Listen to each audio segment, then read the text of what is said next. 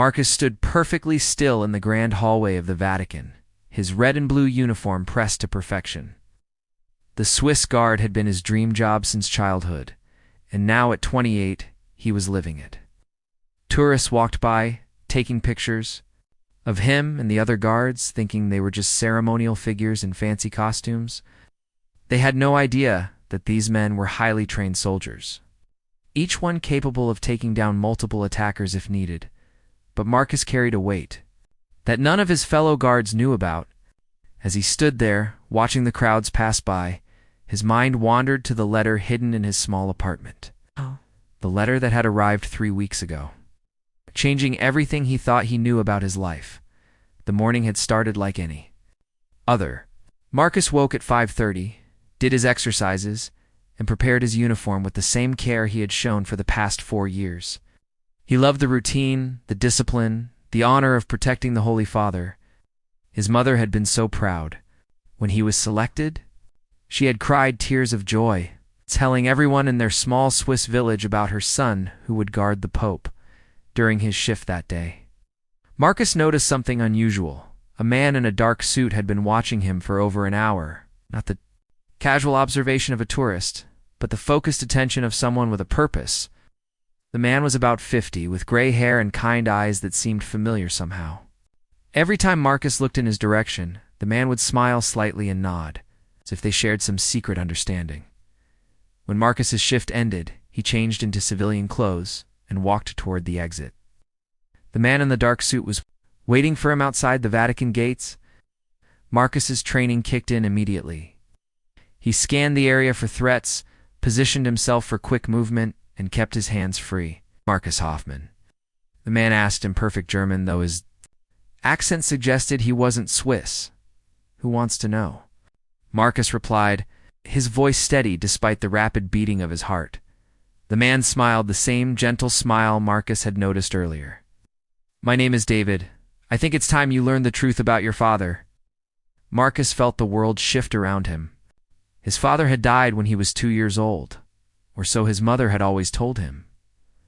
A car accident, she said. No details, no grave to visit, just a sad story about a man who left too early. I think you have me confused with someone else, Marcus said, starting to walk away. David fell into step beside him. Your father didn't die in a car accident, Marcus. He was like you, a protector. But he protected someone much more important than even the Pope. He protected secrets that could change the world. Marcus stopped walking. The busy Roman street continued around them, but everything felt frozen in that moment. What are you talking about? David reached into his jacket and pulled out an envelope. This explains everything. But Marcus, once you read it, your life will never be the same. Some secrets are too big to ignore. Marcus stared at the envelope. His name was written on it in handwriting he didn't recognize, but somehow it felt familiar. Like looking at his own reflection in water, distorted but unmistakably connected to him. Who are you? Marcus asked. I worked with your father. We were partners for 15 years. He saved my life more times than I can count, and I saved his. When he died, I promised him I would find you when you were old enough to understand. When you were ready to carry on his work. The envelope felt heavy in Marcus's hands, heavier than any weapon he had ever carried. What kind of work? David looked around carefully, then leaned closer. Have you ever wondered why someone with your skills, your intelligence, your family background was so easily accepted into the Swiss Guard? Why they seemed to want you specifically? Marcus had wondered about that. The selection process was supposed to be incredibly difficult, but everything had gone smoothly for him. It's almost too smoothly. Your father left you more than just his name. Marcus, he left you a legacy. And there are people who have been waiting a very long time for you to claim it. Marcus spent 3 sleepless nights staring at the unopened envelope. He had placed it on his small kitchen table, and it seemed to mock him every time he walked past. His routine continued: early morning exercises, uniform preparation, standing, guard at the Vatican. But his mind was elsewhere. On the 4th night, he finally tore it open. The letter was written in neat, precise handwriting. At the top was a date from 26 years ago, just months before Marcus was born. My dear son, it began, if you are reading this, then David has kept his promise. You have grown into the man I always hoped you would become. I am writing this knowing I may never get the chance to tell you these things myself, but the work I do is dangerous, and I want you to understand the truth. Marcus's hands trembled as he continued reading. I am not just your father. I am the guardian of something that has existed for over 800 years. Our family has been chosen, generation after generation, to protect a secret that could change everything people believe about history, about religion, about the very foundation of Western civilization. The letter went on to explain that Marcus's father had been part of an ancient organization older than the Vatican itself. They called themselves the Custodes Veritatis, the guardians of truth. While the world believed in one version of history, they protected evidence of what really happened during the Crusades. During the formation of the Church, during events that shaped the modern world, the Swiss Guard position was arranged for you, Marcus. We have people everywhere, in governments, in churches, in universities. Your role protecting the Pope is real and important, but it's also your cover. There are documents hidden within the Vatican that certain people would kill to possess. Documents that prove things the Church has spent centuries trying to hide. Marcus set the letter down and walked to his window. Rome spread out below him, ancient and eternal. How many secrets were buried in those old stones? How many truths had been hidden away? The next morning, David appeared again, this time sitting on a bench in the small park where Marcus often ate his lunch. You read it, David said. It wasn't a question. Marcus sat down beside him. Tell me about my father, the real story. David was quiet for a moment, watching pigeons fight over breadcrumbs. Johann was the best man I ever knew. Brilliant, brave, completely dedicated to the truth. He spent 10 years working his way up in the Vatican's inner circles, gaining trust, learning where the important documents were kept. What happened to him? He got too close to something they didn't want revealed. A collection of documents that proved the Church had been lying about a major historical event for over 700 years. Johann managed to photograph everything, but before he could get the evidence out, they discovered what he was doing. Marcus felt cold despite the warm Roman sun. They killed him. It was made to look like an accident. Car went off a mountain road in Switzerland, but Johann was too good a driver, too careful. He knew they were onto him. David turned to look at Marcus directly. Died protecting those photographs, Marcus. He hid them somewhere. Even we haven't been able to find them, and you think I can find them? Us. David smiled sadly. Johann left clues. Would it only make sense to his son? He knew that someday you would take his place, and he prepared for that. The question is, are you ready to learn what he died protecting? Marcus thought about his mother, about the simple life she had built for them in their Swiss village. She had never remarried, never seemed to want anything more than her quiet existence. Had she known the truth about his father? There's something else, David said, pulling out a small key from his pocket. Your father left this for you, along with an address here in Rome. He said when you were ready, you would know what to do with both. The key was old, made of brass, with strange symbols carved into it. Marcus had never seen anything like it before, but somehow it felt right in his hand, like it belonged there. What's at the address? That's for you to discover. But Marcus, I have to warn you, once you step through this door, there's no going back. The people who killed your father are still out there. They're still watching, still waiting. If you choose to continue his work, you'll be in danger every single day. Marcus looked at the key, then at David, then at the Vatican in the distance, where he would return to his post in an hour. My father died for this, he said quietly. Yes, and other people have died to keep it secret. Yes, Marcus closed his fist around the key, and maybe it's time the world knew the truth. The address led Marcus to a narrow street in Trastevere, one of Rome's oldest neighborhoods. The building looked ancient, with weathered stone and heavy wooden doors that had probably stood there for centuries. Marcus found the right number and stood before a door that looked no different from any other on the street. His heart pounded as he inserted the brass key. It turned smoothly, as if it had been used recently. The door opened to reveal a narrow staircase leading up into darkness. Marcus climbed slowly, his training making him alert to every sound, every shadow. At the top of the stairs was another, door, and this one opened into a room that took his breath away. The space was larger than should have been possible in such a narrow building. The walls were lined with books, scrolls, and filing cabinets that looked like they contained centuries of documents. Maps covered one entire wall, showing routes through Europe and the Middle East with dates and notes written in multiple languages. There were photographs, copies of ancient manuscripts, and objects that looked like they belonged in a museum. But what drew Marcus's attention immediately was a desk in the center of the room. On it sat a photograph of a man who looked exactly like Marcus, but older. His father, Johann Hoffmann, smiled out from the picture, wearing a suit and standing in front of the Vatican. Beside the photograph was a letter, addressed to Marcus in the same handwriting as before. "Welcome to our real work, my son," it began. "This room has been in our family for 4 generations. Everything here represents evidence of truths that powerful people want to keep hidden. I hope by the time you read this, you have already proven yourself worthy of this responsibility." Marcus spent the next 3 hours exploring the room. He found files on dozens of historical events, each containing evidence that contradicted the official versions taught in schools. There were photographs of documents that were supposed to have been destroyed, records of meetings that never officially happened, proof of agreements between powerful people that had shaped the course of history. But the most shocking discovery was a thick folder labeled Templar Final Records 1307. Marcus knew enough history to understand the significance.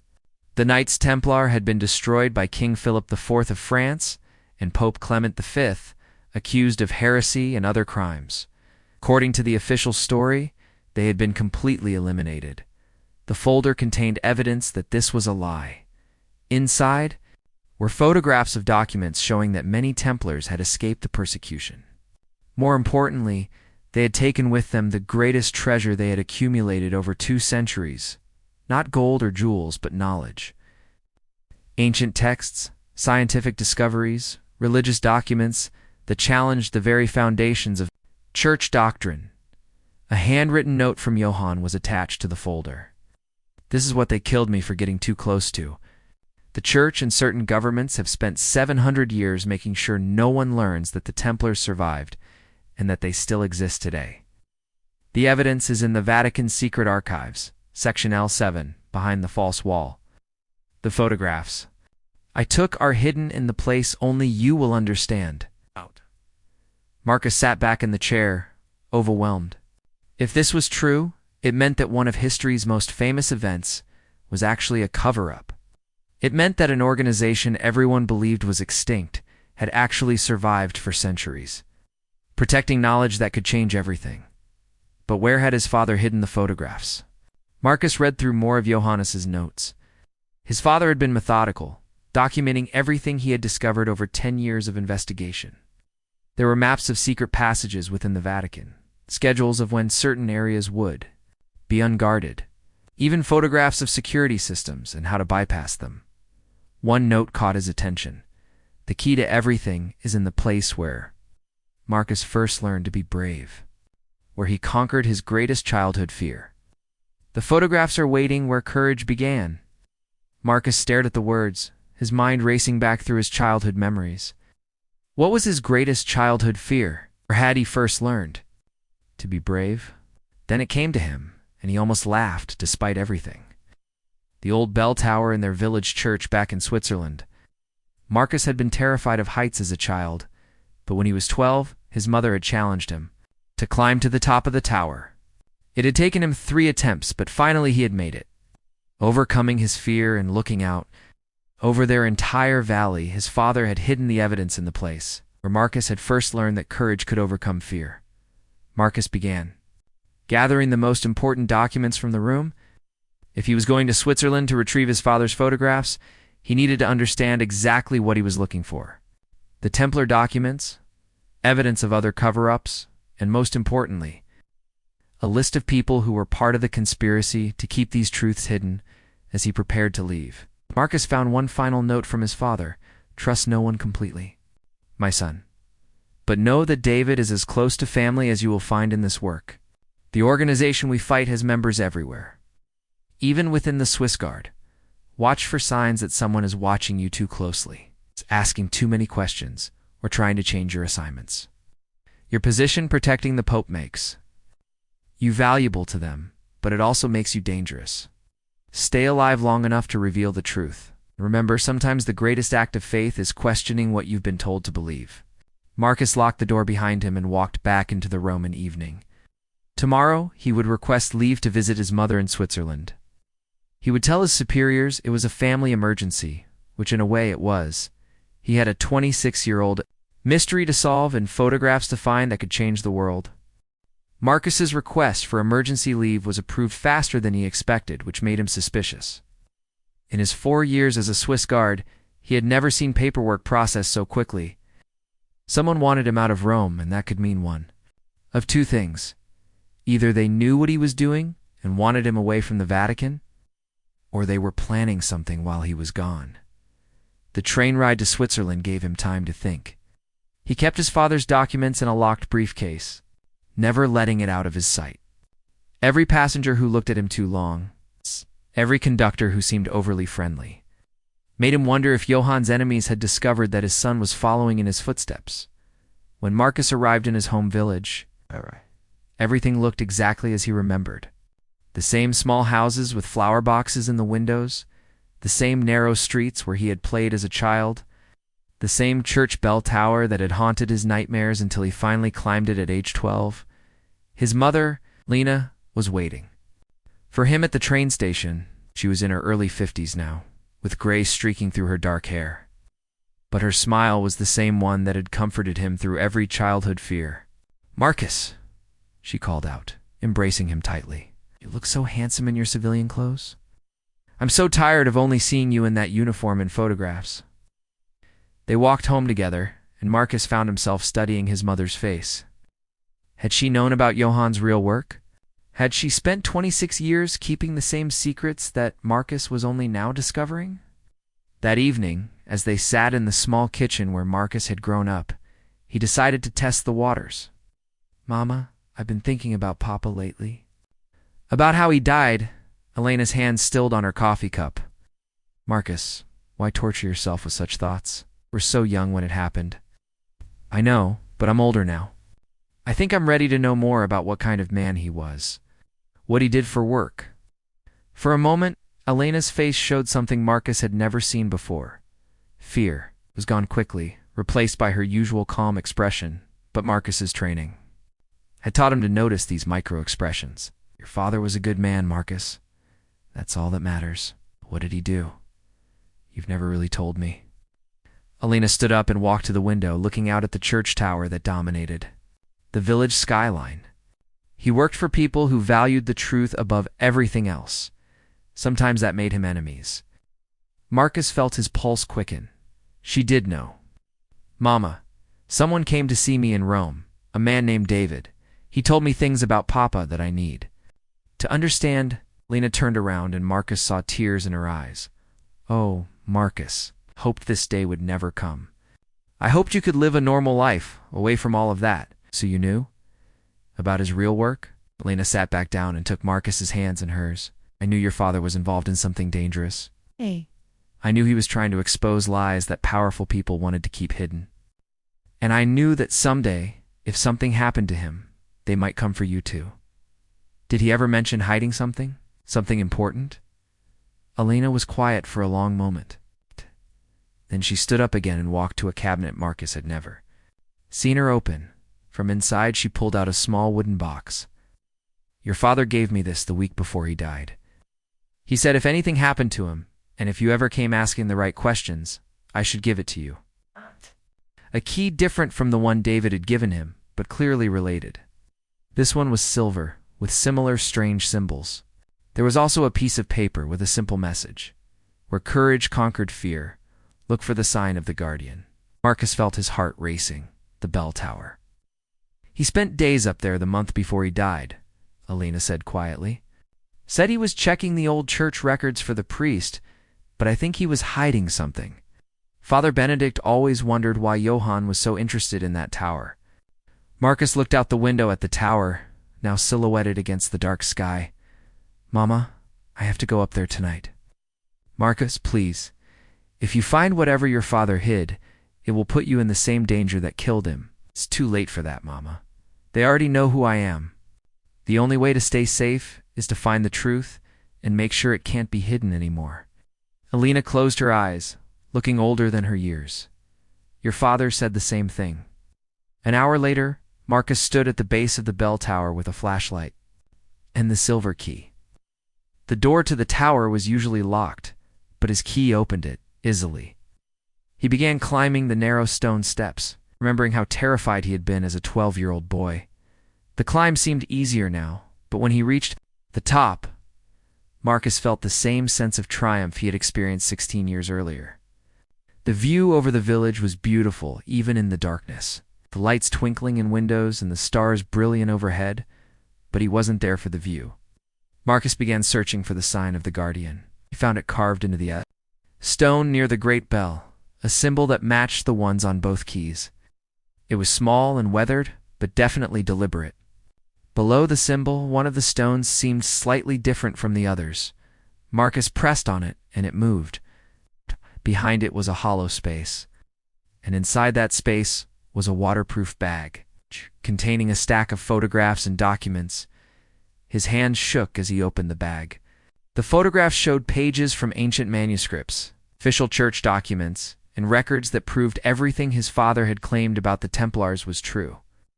But there was more evidence of other cover-ups, other truths that had been hidden for centuries. One document made Marcus's blood run cold.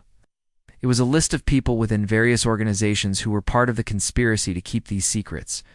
The list included names from governments, universities, and religious institutions around the world. 3 names on the list were from the Swiss Guard. One of them was Captain Wilhelm Brenner, Marcus's direct supervisor at the Vatican. Marcus realized that his rapid approval for emergency leave wasn't a coincidence. They knew he was getting close to the truth, and they wanted him away from Rome while they decided what to do about him. As he carefully packed the photographs and documents, Marcus heard something that made him freeze footsteps on the stairs. Below, someone else was climbing the tower, and Marcus was trapped at the top. Marcus quickly stuffed the waterproof bag inside his jacket and looked around for options. The bell tower had only one way down, the same stairs where someone was now climbing toward him. The drop from the tower would be fatal, and there was nowhere to hide. The footsteps were getting closer. Marcus could hear 2 people, maybe 3, climbing steadily. Their movement was careful and deliberate. These weren't tourists or curious villagers. Marcus pressed himself against the wall beside the opening where the stairs emerged onto the tower platform. It was his only chance to surprise whoever was coming up. His Swiss Guard training kicked in as he prepared to fight. The first head that appeared belonged to Captain Brenner. "Marcus," Brenner called out in German. "I know you're up here. Your mother told us where you went." Marcus felt his heart sink. They had gotten to Alina. Was she safe? Was she part of this conspiracy? Or had they threatened her? "Come out, Marcus. We need to talk." 2 more men emerged onto the platform. Marcus didn't recognize them, but their movements and positioning told him they were professional security. This wasn't a friendly conversation. Marcus stepped out from behind the wall, his hands visible, but ready to move quickly. "Captain, this is a surprise." Brenner smiled, but it wasn't the friendly expression Marcus remembered from their years working together. "Is it really? You've been asking a lot of questions lately, Marcus? Taking mysterious meetings with strangers, requesting emergency leave right after someone was seen watching you outside the Vatican. I don't know what you mean, your father's. Friend David has been on our watch list for 25 years, Marcus. The moment he approached you, we knew Johann's son was finally ready to cause us the same problems his father did." Marcus felt the weight of his father's documents against his chest. These were the people who had killed Johann. They were the conspiracy his father had died trying to expose. "What did you do to my mother? Alina is safe, as long as you cooperate. She's a good woman who spent 26 years trying to keep you away from your father's mistakes. It would be a shame if she had to suffer because you couldn't let sleeping dogs lie." One of the other men stepped forward. "Just give us whatever you found up here, and we can all go home." Marcus calculated his chances. 3 trained men, limited space, 1 way down. The odds weren't good, but he had something they wanted, which gave him some leverage. Why? Marcus asked. Why is this so important that you spent decades covering it up? Why kill people to hide old documents about events that happened hundreds of years ago? Brenner laughed. You really don't understand, do you? This isn't about history, Marcus. It's about power. Do you have any idea what would happen if? People learned that the church has been lying about fundamental historical events for centuries. If they discovered that organizations like the Templars never actually disappeared, and that they've been protecting evidence that contradicts everything people believe about Christianity, maybe people deserve to know the truth. The truth is chaos, Marcus. The truth is the collapse of institutions that have provided stability and meaning to billions of people for over 1,000 years. The truth is war, revolution, and suffering on a scale you can't imagine. Marcus thought about his father's letter, about Johann's belief that people had the right to know what really happened, regardless of the consequences. That's not your decision to make, Marcus said. Actually, it is.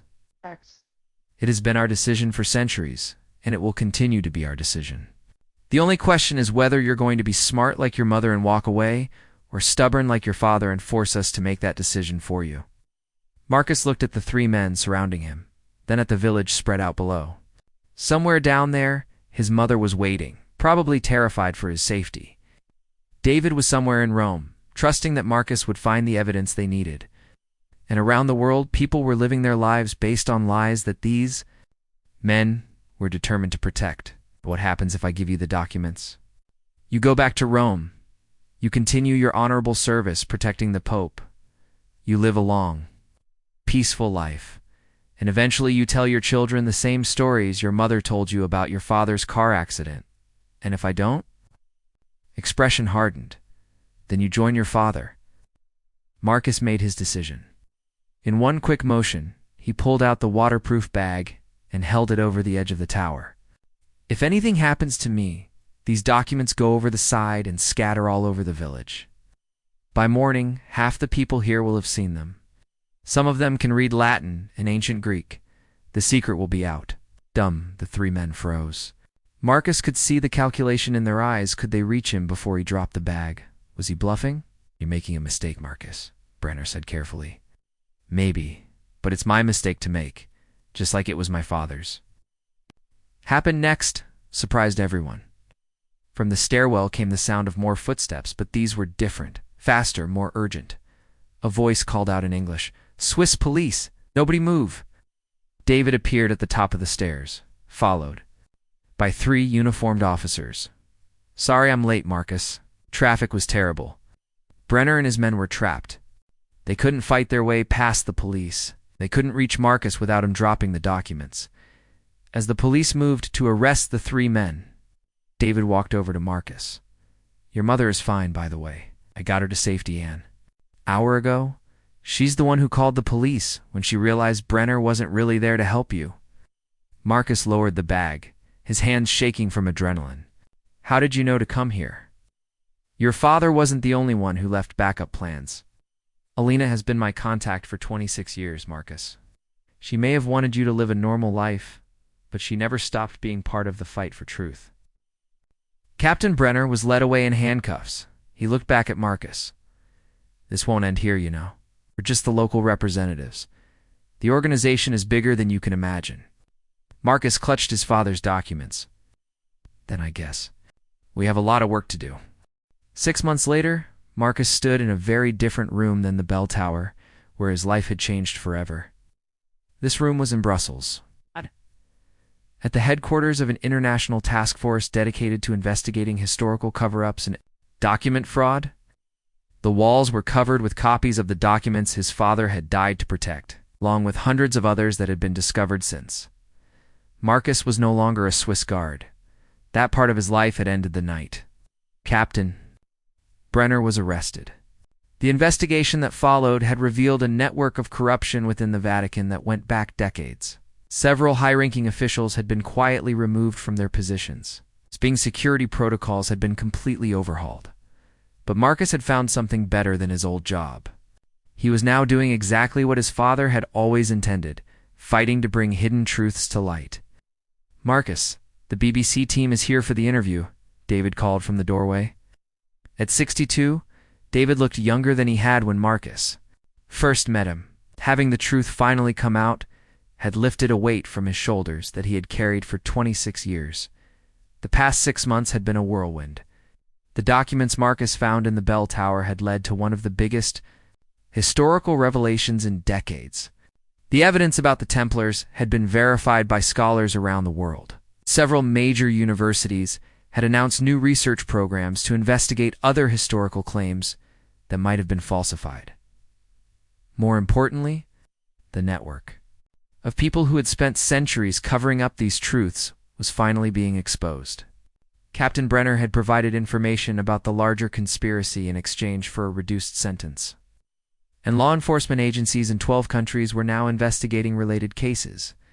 "Are you ready for this?" David asked as they walked toward the conference room where the cameras were set up. Marcus nodded. Today would be his first public interview about his father's work and his own discovery of the Templar evidence. It would make him a target for the remaining members of the conspiracy, but it would also make the truth impossible to suppress ever again. "You know your mother is proud of you, right?" David said. "I talked to her yesterday. She said Johann would be amazed to see how much you look like him when you're determined to do the right thing, regardless of the consequences." Alina had moved to a secure location after the arrests in Switzerland, but she was safe and finally free to talk about the secrets she had kept for so long. She had been part of the Custodes Veritatis since before Marcus was born, working as a communications coordinator between different cells of the organization. Her quiet life in the Swiss village had been perfect cover for someone coordinating an international network of truth-seekers. As Marcus walked into the conference room, he thought about all the changes in his life. He missed the honor and tradition of being a Swiss guard. He had found something more important. A sense of purpose that went beyond protecting one person to protecting the truth itself. The BBC reporter was a serious woman in her 40s who had spent years investigating historical controversies. She had been one of the first journalists to take the Templar evidence seriously, and her reports had helped bring international attention to the story. "Mr. Hoffman," she began as the cameras rolled, "6 months ago, you were an anonymous Swiss guard. Today, you're at the center of one of the most significant historical discoveries of the 21st century. How has your life changed?" Marcus thought about his father's letter, about the courage it had taken Johann to start this fight 26 years ago. He thought about his mother's strength in keeping secrets that could have gotten her killed. He thought about David's loyalty and dedication, and about all the people around the world who deserve to know the truth about their history. "6 months ago, I thought I knew who I was and what my life was about," Marcus said. "I was proud to protect the Pope, proud to serve in one of the world's oldest military units, but I was living a life based on incomplete information." He paused, looking directly into the camera. "My father died because he believed people have the right to know what really happened in history, even when that truth is uncomfortable or challenging. He believed that the foundation of any free society is the ability to question what we've been told and to seek evidence for ourselves." "And what would you say to people who argue that some truths are too dangerous to reveal? That exposing these historical cover-ups could destabilize religious institutions that provide comfort and guidance to billions of people?" Marcus smiled, remembering his father's words about courage overcoming fear. "I would say that the truth is never the enemy of genuine faith or legitimate institutions. If something is true and good, it can withstand questions and scrutiny. If it can't, then maybe it's not as true or good as we thought." After the interview, Marcus and David walked through the Brussels streets toward a small cafe where they often met to plan their next investigations. They had leads on at least a dozen other historical mysteries that might have been deliberately obscured, and requests for help from researchers around the world. "Do you ever regret it?" David asked. "Giving up your old life for all this uncertainty?" Thought about the question seriously. His life was definitely less predictable now. Traveled constantly, lived with the knowledge that dangerous people wanted him silenced, could never be sure which historical facts were real and which were carefully constructed lies. But he also woke up every morning knowing that his work mattered. He was helping to restore truths that had been stolen from the world. He was continuing his father's mission and honoring the sacrifice Johann had made 26 years ago. No, Marcus said finally, I don't regret it. Some secrets are too important to stay buried forever. As they walked, Marcus noticed a young woman at a cafe table who seemed to be watching them carefully. She had dark hair and intelligent eyes, and something about her reminded him of his father's photographs from the secret room in Rome. When she stood up and approached them, Marcus instinctively positioned himself to protect David, but the woman raised her hands in a peaceful gesture. Mr. Hoffman? My name is Sarah Chen. I'm a historian from Oxford University, and I believe I have information about your father's work that you haven't discovered yet. David studied her carefully. What kind of information? Sarah glanced around the busy street, then lowered her voice. My grandfather was part of the same organization as your father. Before he died last year, he told me about a second cache of documents that Johann hid, evidence that goes far beyond the Templar records. Documents that prove the conspiracy you've exposed is just the tip of the iceberg. Marcus felt the familiar mix of excitement and apprehension that had become part of his new life. What kind of documents? Proof that the cover-up extends to events much more recent than the medieval period?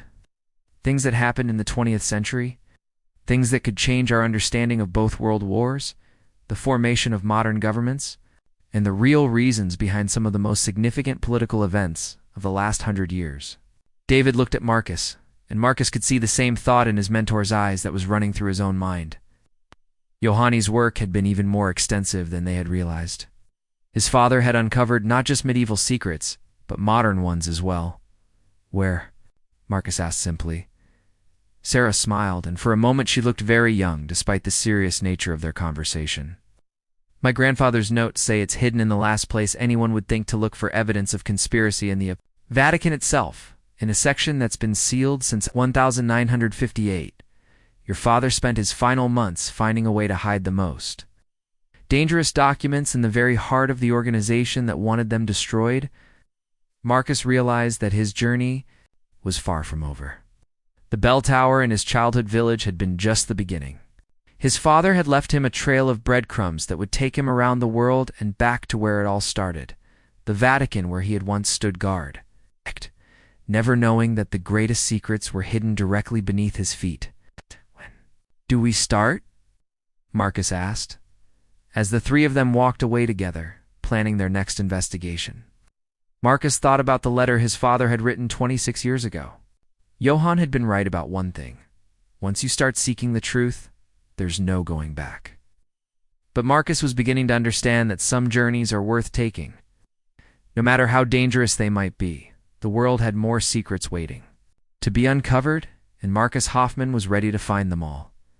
In the distance, the bells of a medieval church began to chime the hour, their ancient bronze voices calling across the city like a reminder that some truths are strong enough to survive any attempt to silence them. The sound followed Marcus as he walked toward whatever discovery awaited him next, carrying on the work his father had started and the legacy that had been passed down through generations of guardians who believed that the truth, no matter how dangerous, deserved to see the light of day.